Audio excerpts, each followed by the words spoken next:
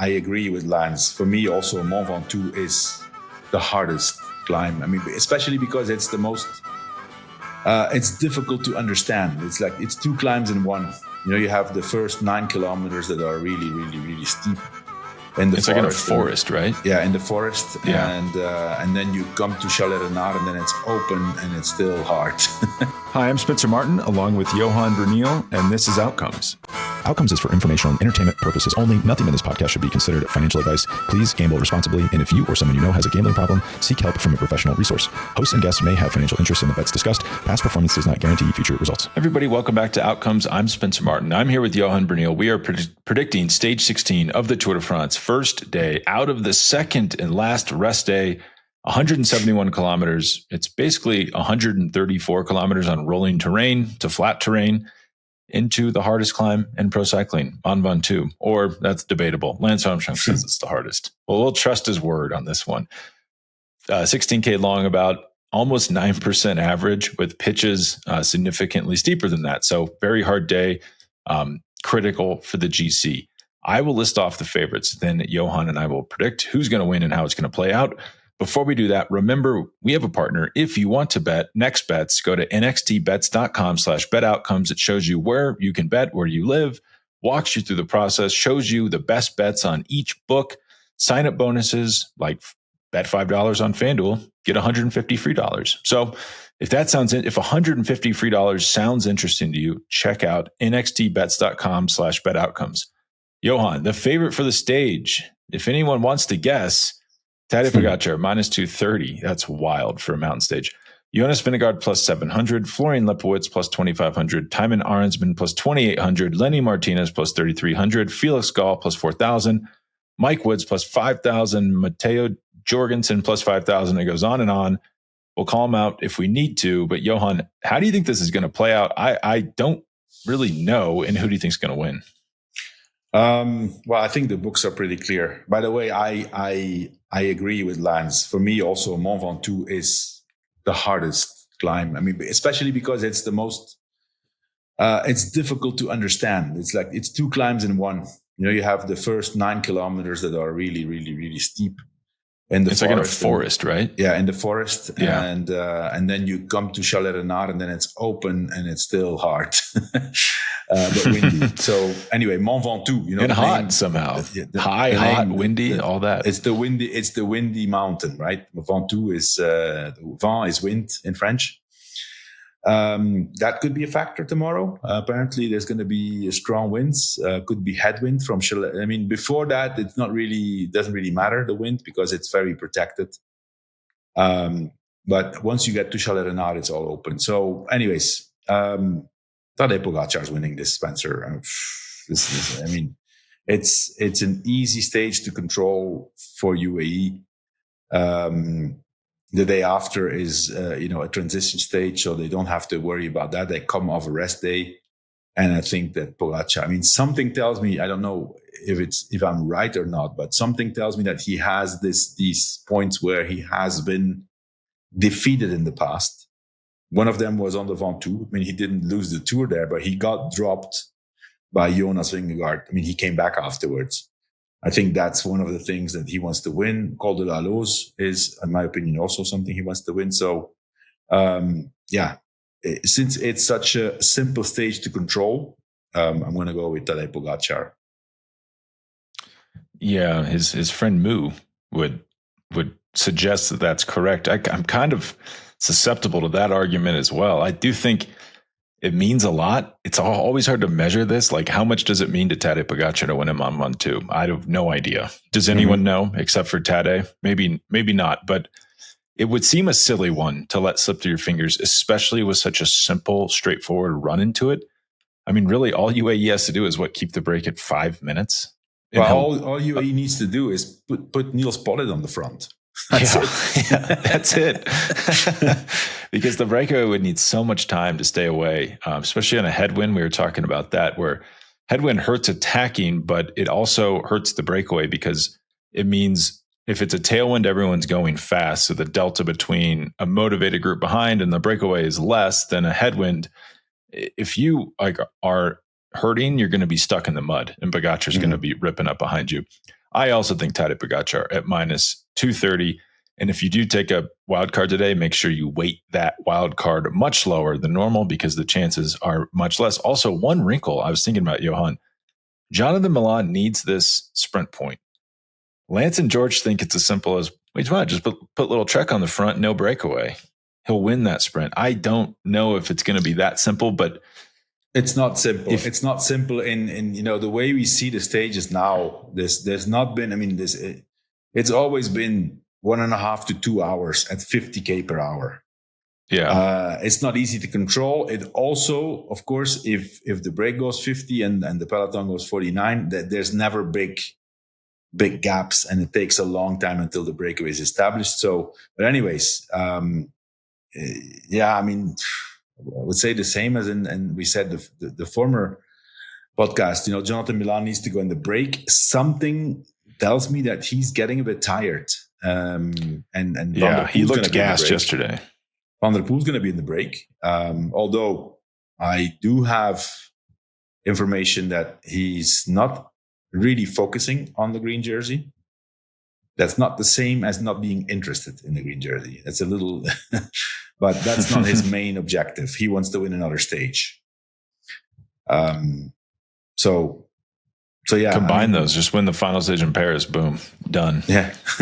You're welcome, Matthew. There's your strategy. Yeah. Well, we're actually going to talk about that after the break. I have some questions for you, but I think that set tells us, like, if Little Trek is at all interested in controlling this, UAE is interested. It's just going to be hard for a breakaway to get away and win. Yeah, so I'm going Pogačar. To get sufficient advantage points. Yeah. Or like, what if it's a 4-man break and UAE and Little Trek say that's pretty good? Let's lock it down because we know we can catch 4 riders, and the points behind those 4 riders are still pretty good at the intermediate sprint. I'm preparing in case of emergency. I don't want to be sitting here tomorrow saying, what were we thinking? I'm going to sprinkle a little bit of money on Thymen Arensman plus 2,800 as the wild card, just in case a break does get away. These starts have been really unpredictable. Like, who would have, like, you turn on the TV yesterday and it's like, that's not even recognizable as a bike race. You're just like, what is happening right now? Yeah. Just in case that continues to happen, because I think, sure, there could be a break. There could be anybody in there. There's only like 3 riders strong enough in this race to stay away and win, and Arensman is one of them. So I'm picking him at 2,800 just in case. Yeah, that's a good. I mean, it's covering another scenario. There's not that many riders that A can go in the break, and then B, even more important, can make it to the top of the one too. You got to make it on a break on a flat opening, which is not easy for a climber.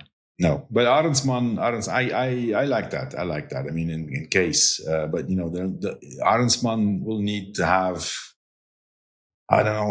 5-6 minutes at the bottom, and still going to be a stretch. Yeah, the thing about Ineos is they are very committed to stage wins. Like they won stage 14, they missed a move on stage 15. They put their whole team on the front. Keep that gap close enough that they can bridge 2 guys across. Like that shows that, like, they'll have riders in there with Arensman driving that break tomorrow. Yeah. Who knows if it works? Probably not. But if it's just a small percentage, it's worth it at that price. Yeah, I agree. And do you have a wild card, or are you passing on a wild card? I don't have a wild card. The only thing I can see interesting to put a little bit of money in is Florian Lipowitz for the podium. He's positive plus 115. If it's all, I mean, if it's the favorites, and it will be probably, then Florian Lipowitz, in my opinion, is the 3rd strongest rider, and especially on a climb like the Mont Ventoux. This is for his type of riding. It's pushing. So yeah, Lipowitz for the podium plus 115 is going to be my wild card. Yeah, it's a good idea. I actually like that because you could win both bets. You could win your stage, and Lipowitz could be 3rd. The thing we saw in Super Bagné, Pogačar and Vingegaard are going to be 1-2. And Lipowitz looks like the 3rd strongest rider in this race. So stands to reason he would be 3rd tomorrow.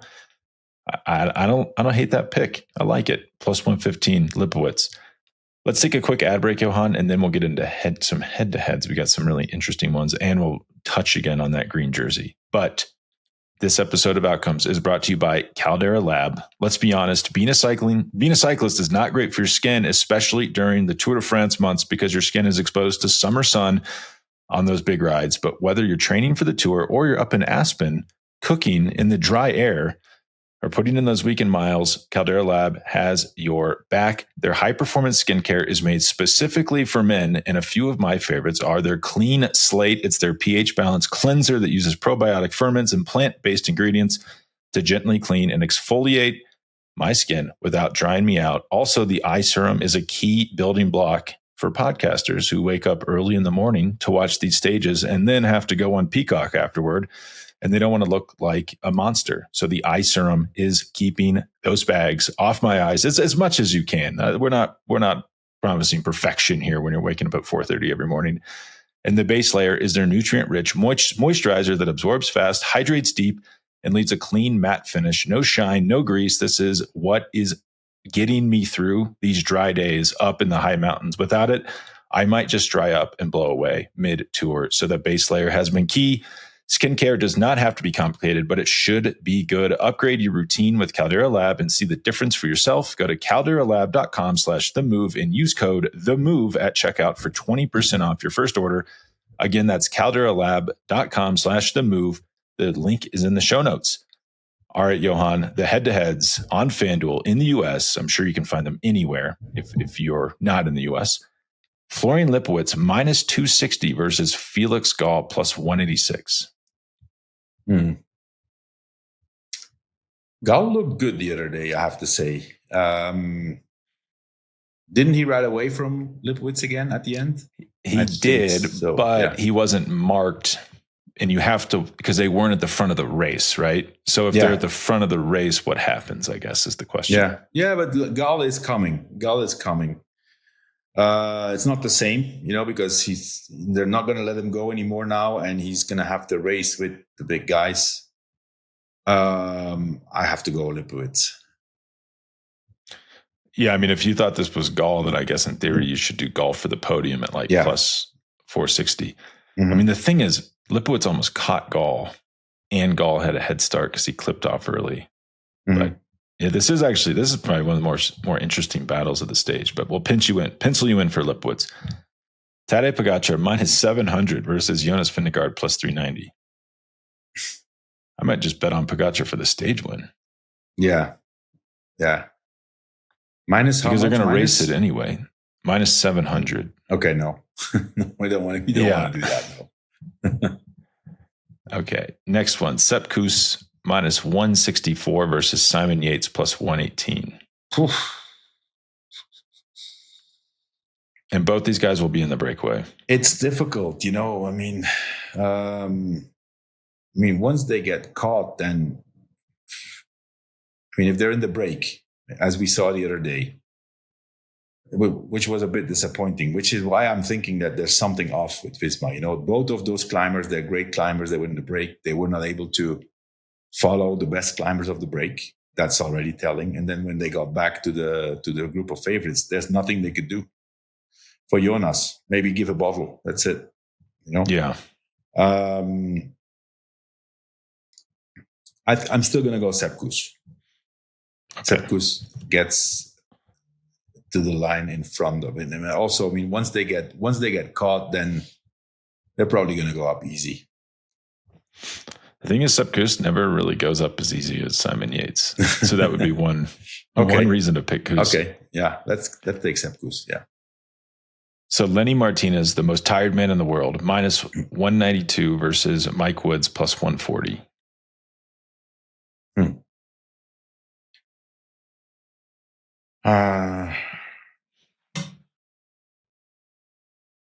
I think it makes no sense for Lenny Martinez tomorrow to. Yeah, there's no points to grab. They're not going to be top 10. Not Lenny or not Mike Woods, unless they're in the break. And the break gets far enough ahead. So for Lenny, it doesn't make sense. If he still wants to have a go for the polka dot, he needs to get in breaks where there's mountains before the last climb. So the two other mountain stages, he needs to get on top on the first climb and the second climb in both of those stages, and then he can win the pocket up. So, and what he really needs to do is rest until stage 18 and win stage 18, because that's how someone's going to win it.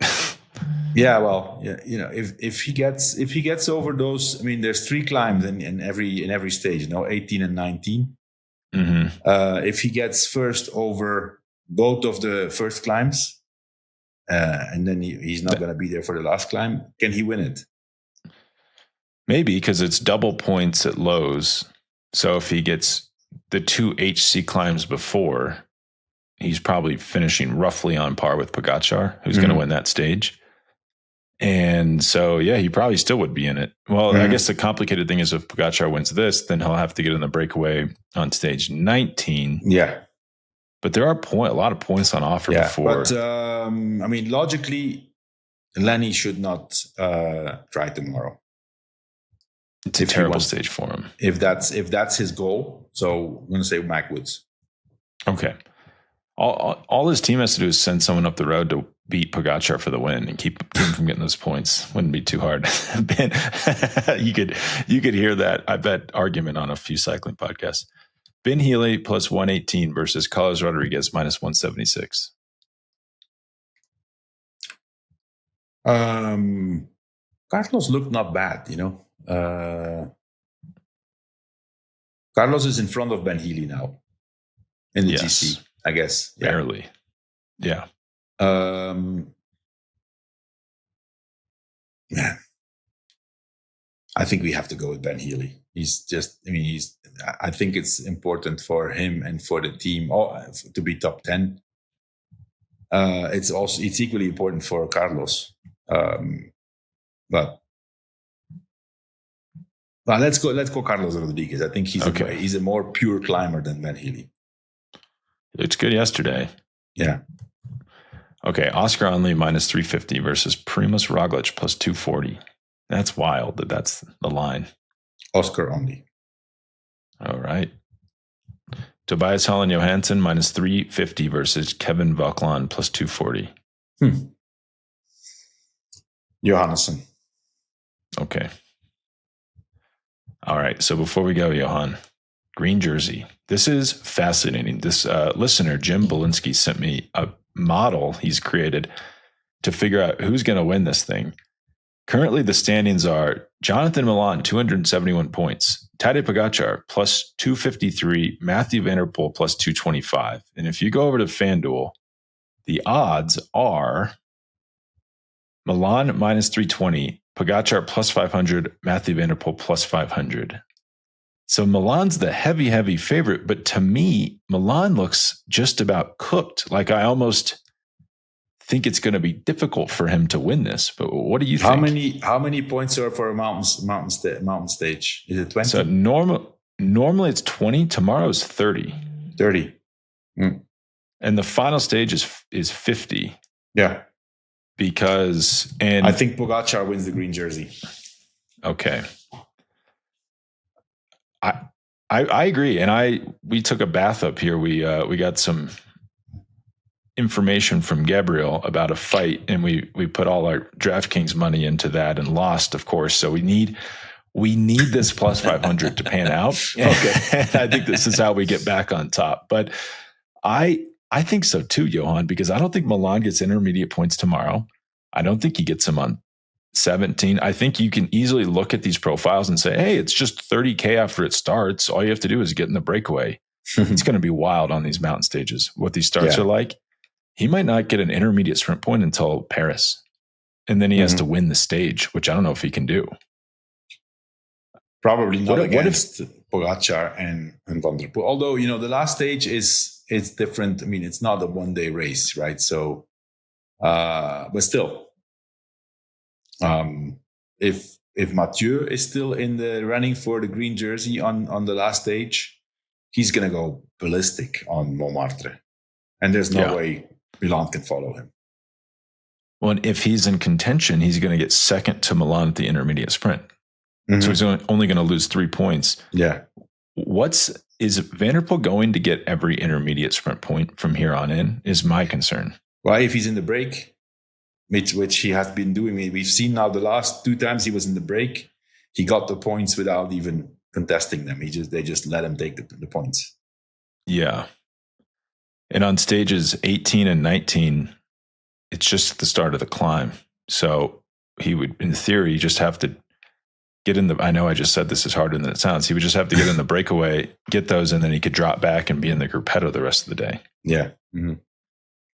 That's my concern, is that he hoovers up these intermediate points. But if he doesn't, then it actually gets hard for him. I still think Pogacar's winning the green. Okay. Pogacar plus 500. All right. Anything else, Johan, before we take off? That's it for me, Spencer. All right. Thank you. And we will be back tomorrow to predict that stage. Okay. All right. Bye.